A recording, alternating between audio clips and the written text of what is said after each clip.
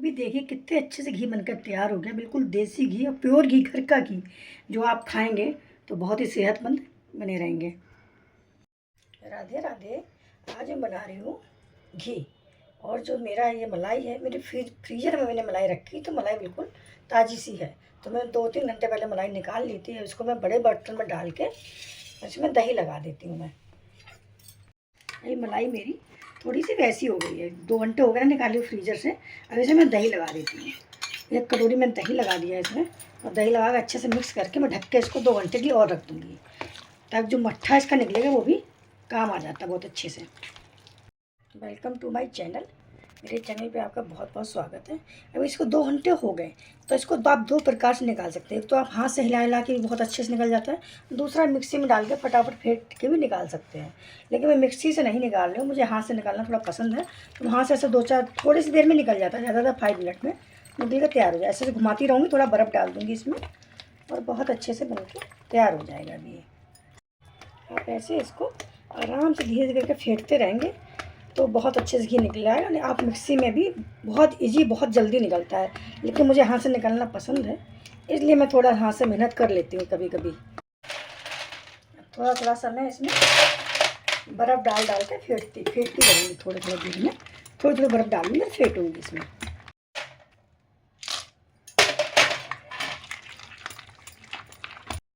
अब इसमें थोड़ा सा पानी भी डाल दे रहे हैं, क्योंकि इस समय गर्मी का मौसम है ना, तो मलाई थोड़ी पिघल जाती जल्दी से।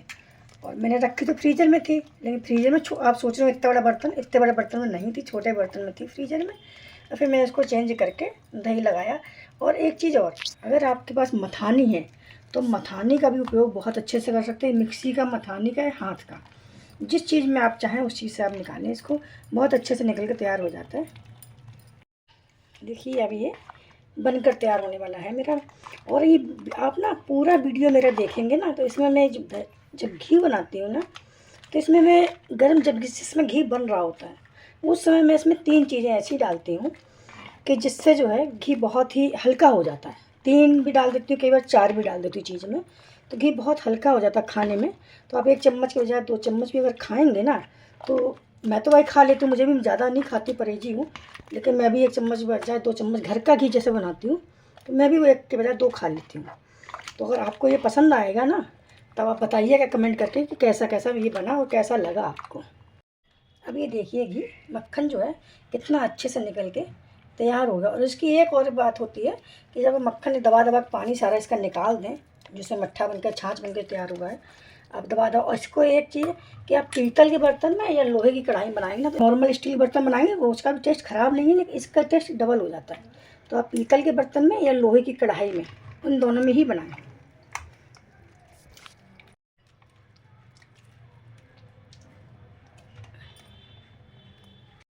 अब ये देखिए मेरा मक्खन निकल के इतना सारा तैयार हो गया। इसको 2 बर्तन में पकाऊंगी मैं, क्योंकि एक बर्तन में फूलता है ना तो पक नहीं पाता, तो लोहे की कढ़ाई और पीतल की उसमें।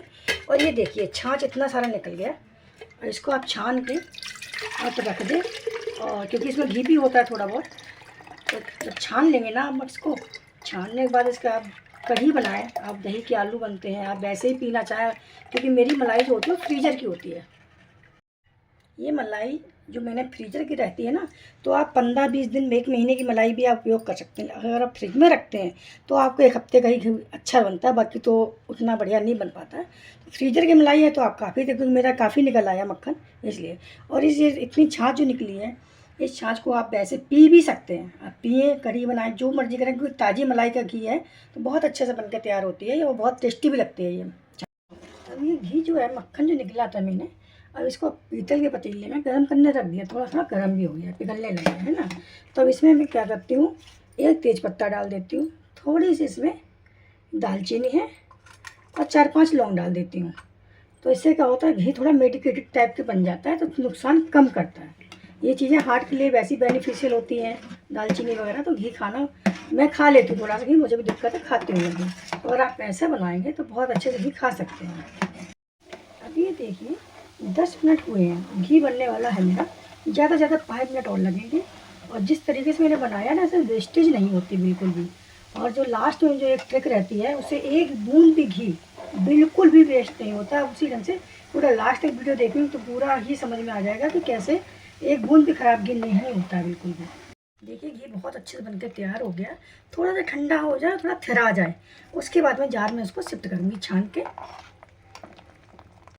ये देखिए घी बनकर पूरा बहुत अच्छे तैयार हो, इसमें वेस्टेज बहुत कम होगी और जो भी वेस्टेज बचेगी भी उसका भी उपयोग मैं बहुत अच्छे से कर दूँगी, ताकि एक बूंद भी घी जो है बिल्कुल भी बर्बाद ना हो, ख़राब ना जाए बिल्कुल भी। तो देखिए तो पूरा ही भर गया मेरा तो, ये तो पूरा ही भर गया। क्योंकि ऐसे निकालने से क्या होता है घी बहुत ज़्यादा निकल आता है। और जो इसमें मैंने डाला हुआ था लौंग और दालचीनी वगैरह, ये बनाने के बाद तो बहुत अच्छे से तैयार होता है। अब ये जो वेस्टेज है इसमें मैं आधा गिलास करीब 1 गिलास पानी डाल के इसको उबाल दे रही हूँ। उबालने के बाद इसको क्या करना फिर मैं बता रही हूँ आपको। अब ये देखिए पानी जो मैंने डाला था बहुत अच्छे से उबलने लग गया। उबलने का मतलब ये है कि जितना वेस्टेज में घी फंसा हुआ था वो सारा निकल के पानी में आ जाएगा। अब इसको जो है छान के ठंडा होने के बाद फ्रिज में रख देंगे, ताकि फ्रिज में रखने के बाद जब जम जाएगा घी तो फिर हम निकाल के फिर दिखाते हैं आपको कि कैसे कितना घी इसमें निकल आता है। एक भी बूंद वेस्टेज बिल्कुल भी नहीं होती।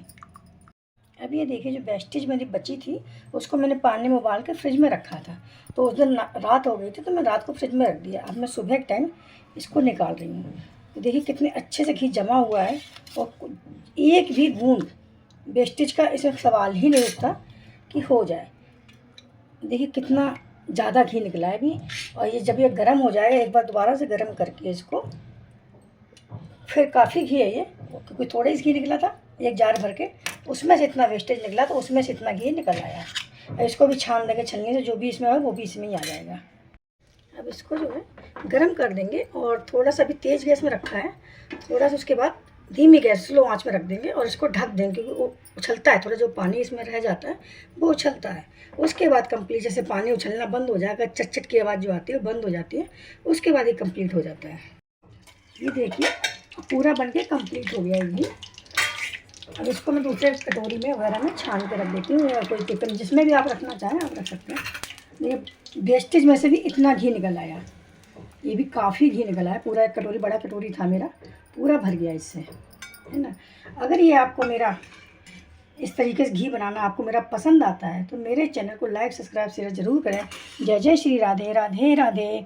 अभी देखिए कितने अच्छे से घी बनकर तैयार हो गया, बिल्कुल देसी घी और प्योर घी, घर का घी, जो आप खाएंगे तो बहुत ही सेहतमंद बने रहेंगे।